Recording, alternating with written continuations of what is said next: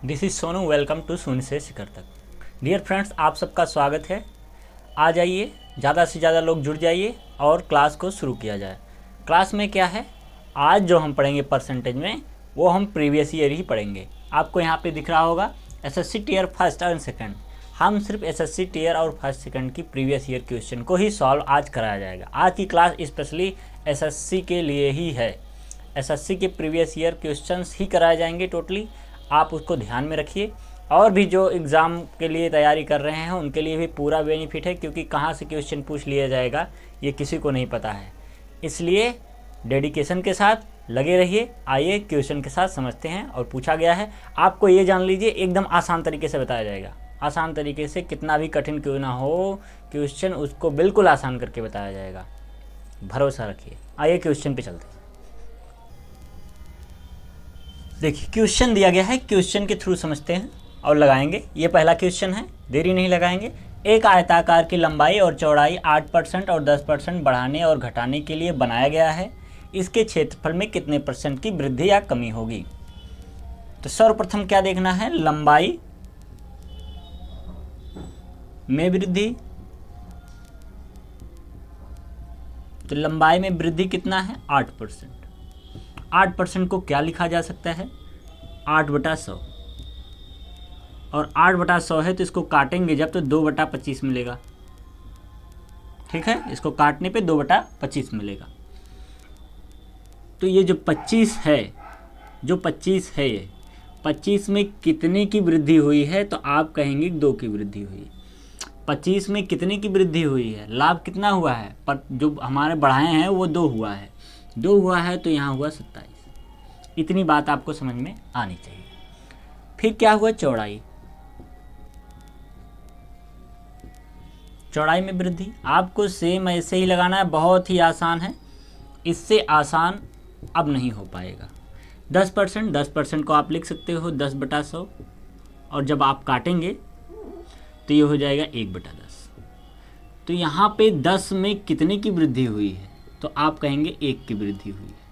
तो 1 की जब वृद्धि हुई तो यहाँ 11 हो गया। अब कहता है आयताकार की लंबाई है, तो आयताकार की लंबाई आप यहाँ लिख सकते हैं पूरे में, आयताकार का क्षेत्रफल, क्योंकि लंबाई तो दे रखा है, क्षेत्रफल में वृद्धि जो भी कह लें। ठीक है, आपको क्या करना है, 25 दहा में 250, 25 दहा में 250, इसको सॉल्व करेंगे।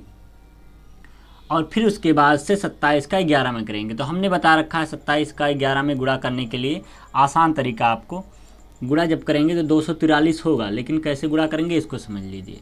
यहाँ जब किसी भी संख्या में 11 से गुणा करना हो तो आपको क्या करना है, यहाँ जो पहली संख्या होती है,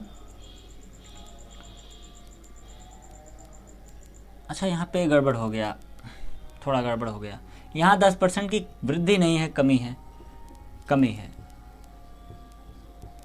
देखिए लंबाई और चौड़ाई में 8% बढ़ने और घटने की बात की गई है, तो यहाँ पे वृद्धि में कमी होगी, और कमी जब होगी तो यहाँ 1 की कमी होगी डियर, और कमी जब होगी तो यहाँ होगा 9।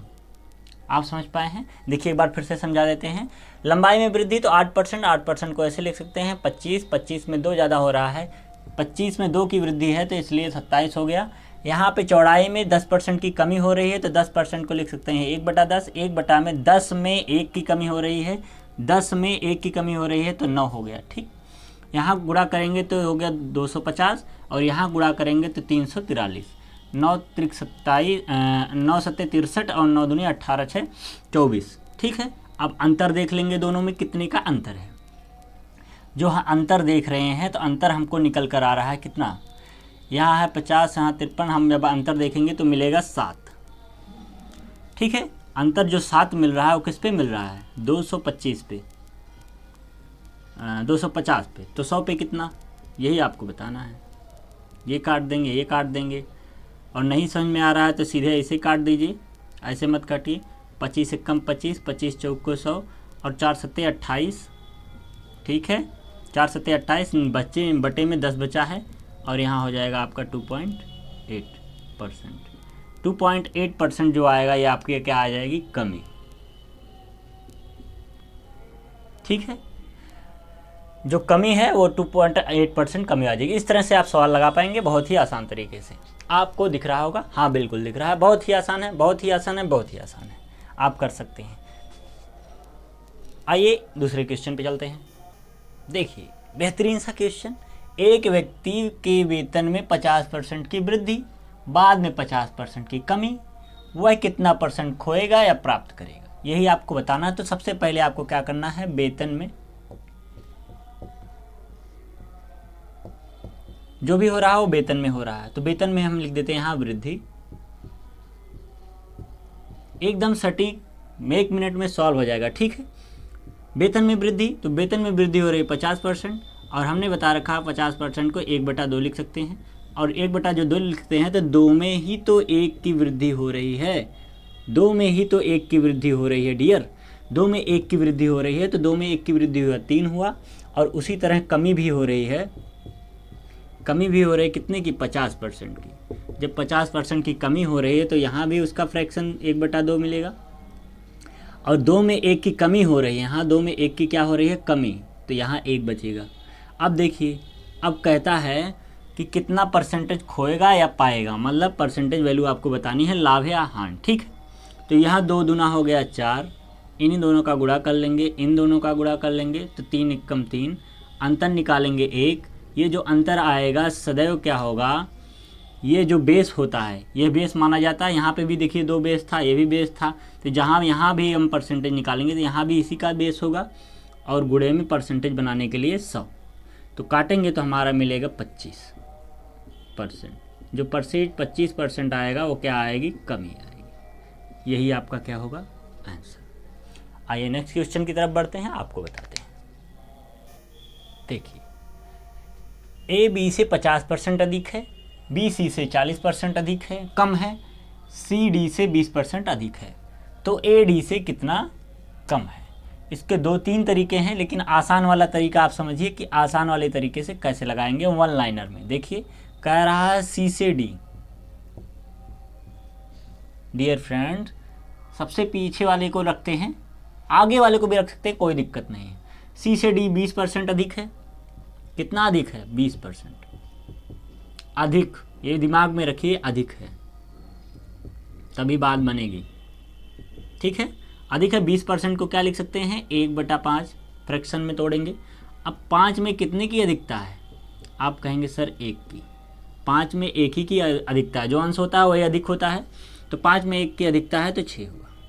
अब उसी तरह बी से सी 40% कम है, बी से सी 40% कम, ठीक है, बहुत आसान तरीके से लगा सकते हैं। और 40 का जब फ्रैक्शन करेंगे तो 2 में क्या मिल जाएगा, 5। कैसे, यहाँ 40/100 करके आप चेक कर सकते हैं, इसको काट देंगे, 2 दूनिया 2 25, ठीक है, इस तरह आप कर सकते हैं। अब 5 में कितने की कमी हो रही है, क्योंकि कम है तो कमी होगी, तो -2 की कमी हो रही है, यहाँ पे दिख रहा है कि -2 की कमी हो रही है, तो 2 की कमी होगी तो यहाँ होगा 3। बचता है ए से बी 50% अधिक है, तो यहाँ लिख दिए ए से बी कितना अधिक है, 50%।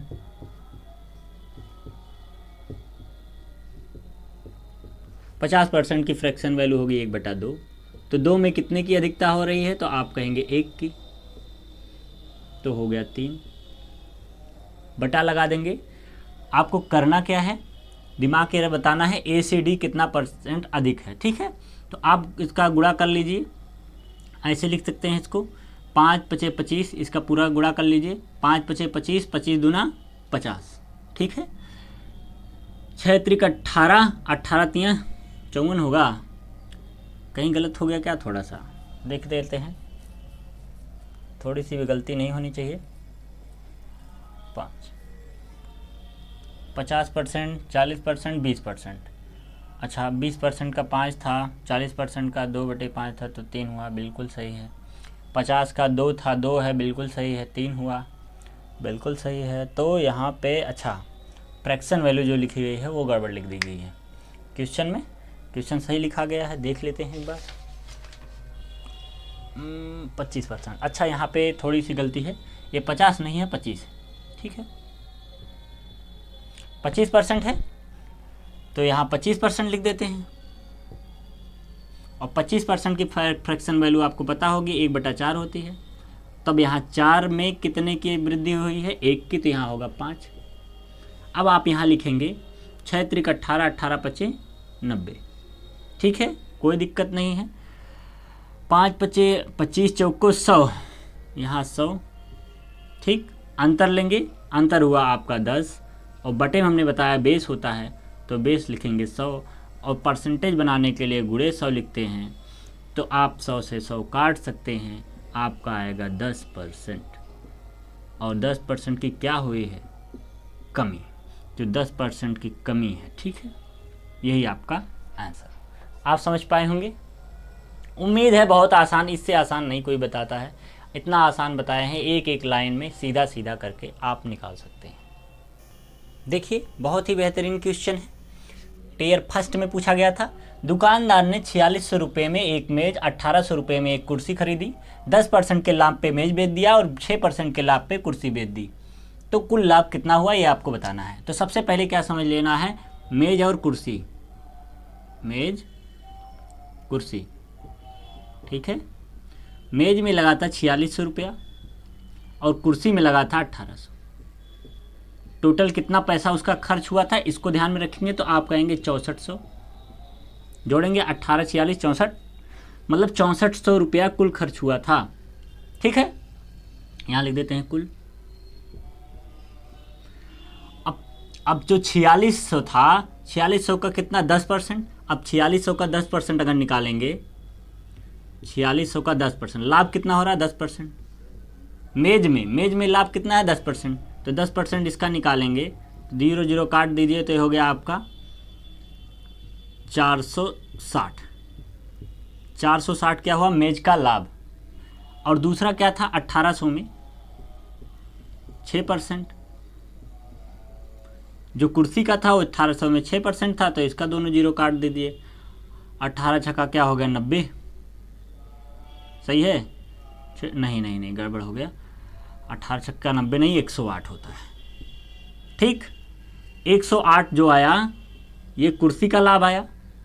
अब दोनों का लाभ आ गया है, जब दोनों का लाभ आ गया है तो आप सीधा सीधा लिखेंगे कि कुल लाभ, यहाँ हम लिख देते हैं, यहाँ पे कुल लाभ, प्रतिशत लाभ लिख देते हैं, कुल प्रतिशत लाभ, ठीक है।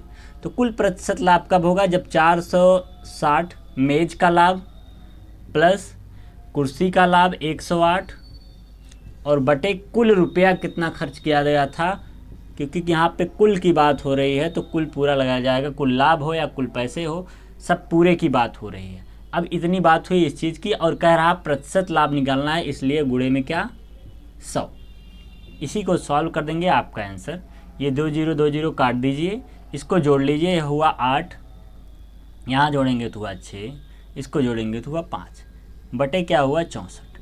अब इसको काट देंगे, इसको जब आप काटेंगे तो थोड़ा छोटा होगा, तो काट दीजिए आप, हम क्या कहते हैं इसको, आप 8 से काट के देखिए, 8 अठाई 64 नीचे कटेगा, ऊपर काटेंगे 8 6 48, 8 7 56, 8 1 8, ठीक है, 8 7 56, 8 1 8, मतलब आपको मिला कितना 71/8।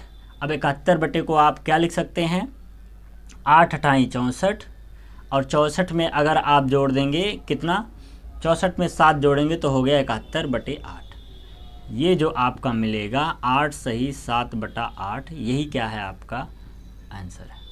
जो आपको लाभ हो रहा है 8 सही 7/8 आपको लाभ हो रहा है। आप समझ पाए होंगे, बहुत ही बेहतर, बहुत बेहतर।